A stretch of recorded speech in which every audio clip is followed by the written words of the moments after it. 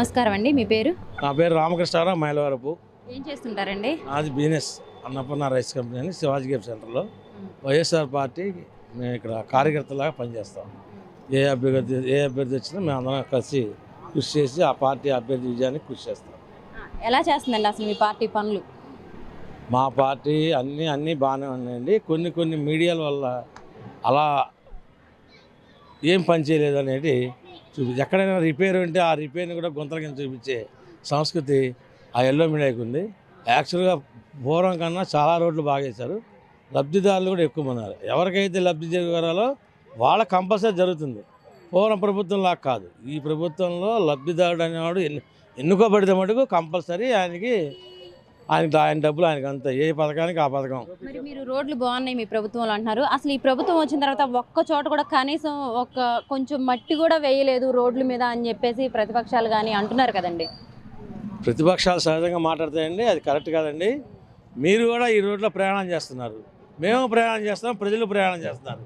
ప్రజలు ఎంతవరకు వింటారంటే కొంతవరకే వింటారు. వాళ్ళ ఇంటి ముందు చూసుకుంటారు బాగుందా లేదా, అదే ఇంకో హైవేలో చూసుకుంటారు బాగుందా లేదా. ఇవాళ నేషనల్ హైవేస్ కూడా నెంబర్ 1గా ఉన్నాయి. అలాగే అన్ని టౌన్స్ కూడా అభివృద్ధి చెందుతున్నాయి. అన్నిటికీ నిధులు వచ్చినాయి కాబట్టి ఇవాళ ఈ రోడ్డు బాగాలేదు. ఇవాళ ట్రైల్స్ వేశారు, ట్రైల్స్ వేసారు, సిమెంట్ రోడ్డు వేస్తారు. అలాగే సూర్యారావుపేట చూసుకోండి, అలాగే సింగనార్ ఫ్లైఓవర్ నుంచి కండ్రికి దాకా చూసుకోండి. అర్థంలాగా ఉంటాయి రోడ్లు కానీ, లైటింగ్ కానీ, వాటర్, కరెంటు, డ్రైనేజీ అన్నీ మౌలిక సదుపాయాలు ప్రజలకు ఏం కావాలో అన్నీ ఉంటాయి. మరి ప్రజలకి ఏం కావాలో అవన్నీ ఇస్తున్నారని మీరు అంటున్నారు. కానీ ప్రజలకి ఇవన్నీ ఇచ్చేసి ఈ పథకాల పేరుతోటి రాష్ట్రాన్ని అప్పుల పాలు చేశాడు ఈ జగన్ అని చెప్పేసి అంటున్నారు కదండి. అప్పుల పాలు అనేది ప్రతి ప్రభుత్వము, ఏ రాష్ట్ర ప్రభుత్వం అయినా సరే అప్పులు తీసుకోవాల్సిందే. అప్పులు తీసుకోవాల్సింది కన్నా సంక్షేమం ఉండదు, అభివృద్ధి ఉండదు. ఇవాళ సెంట్రల్ గవర్నమెంటే ఇవాళ ఆ పరిస్థితిలో ఉంది. ఇవాళ సెంట్రల్ గవర్నమెంటే అప్పులు తీసుకునే పరిస్థితిలో ఉంది. ఇంకా మనలాంటి వాళ్ళం ఎంత, ఒక చిన్న రాష్ట్రం ఇండియాలో అదేమే అప్పులు తీసుకున్నా కానీ ఎవరి జేబుల్లోకి వెళ్ళట్లేదు, ప్రజలకే అందుతున్నాయి. ప్రభుత్వం అప్పు చేస్తే మళ్ళీ ప్రభుత్వమే తీరుస్తుంది. కంపల్సరీగా అది గుర్తుపెట్టుకోవాలి ప్రతి వాళ్ళు కూడా. మళ్ళీ జగన్ కనుక సీఎం అయితే ఏపీ ప్రజలంతా వలస వెళ్ళిపోయే పరిస్థితి ఉందని చెప్పేసి అంటున్నారు కదండి. ప్రతిపక్షాల దుష్ప్రచారం అది. ప్రజలు చాలా సుఖ సంతోషాలతో ఉన్నారు. ఏ కార్యక్రమానికైనా బ్రహ్మాండంగా అటెండ్ అవుతున్నారు. అన్నీ వాళ్ళ ఇంటి దగ్గరికి వస్తున్నాయి. కాకపోతే ప్రతిపక్షం అనేది అడ్డు అదుపు లేకుండా మాట్లాడుతుంది. అడ్డు అదుపు లేదు. వీళ్ళు ఒకేసారి ఏమన్నారు, ఈ రాష్ట్రంలో ప్రజలందరూ పారిపోతారు. ఎక్కడికి పారిపోవాలా? హైదరాబాద్ డెవలప్ అవడానికి కారణం ఎవరు? మన ఆంధ్ర నుంచి వెళ్ళి డెవలప్ చేసిన వాళ్ళమే. అదే ప్రజలు ఇక్కడ డెవలప్ చేస్తారు. రాష్ట్రం విడిపోయి 5 సంవత్సరాలు అయింది కదా.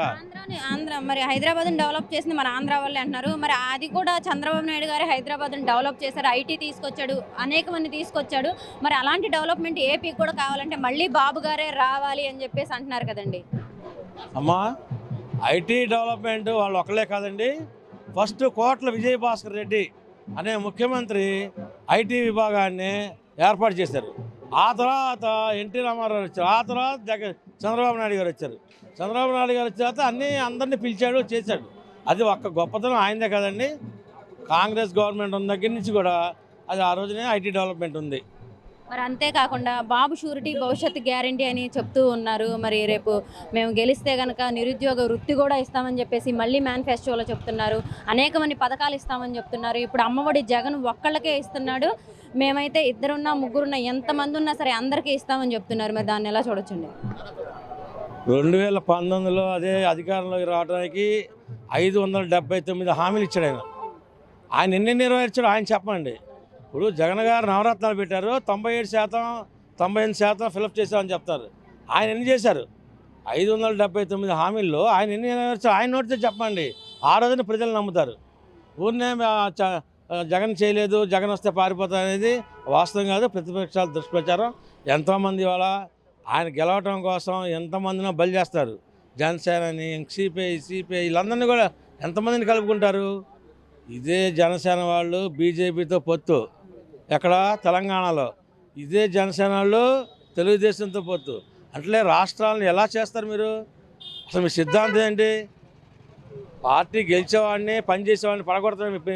మీరు చేసే ప్రచారాలు ఇవన్నీ కూడా ప్రజలు నమ్మే పరిస్థితి లేరు. తప్పకుండా వైఎస్ఆర్సీపీ గెలుస్తుంది. మరి ఎలా మరి ఎలా గెలుస్తుందండి? మరి ఒకవైపు ఆయన సొంత చెల్లైన షర్మిల గారు కాంగ్రెస్ పార్టీ పగ్గాలు చేయబట్టిన తర్వాత అనేక విధాలుగా సీఎం గారిని విమర్శిస్తున్నారు కదా. జగన్ రెడ్డి అసలు నువ్వేం చేసావు ఏపీకి అని చెప్పేసి కూడా అంటున్నారు కదండి షర్మిల గారు. ఇదే తెలంగాణలో కాంగ్రెస్ పార్టీ మాది, కాంగ్రెస్ పార్టీని గెలిపిస్తాం అని చెప్పేసి అన్నారు. ఒక్క సీటు కానీ ఒక డిపాజిట్ కూడా లేదు. కాంగ్రెస్ ఎందుకు దూరంగా ఉంచింది ఆ రోజున?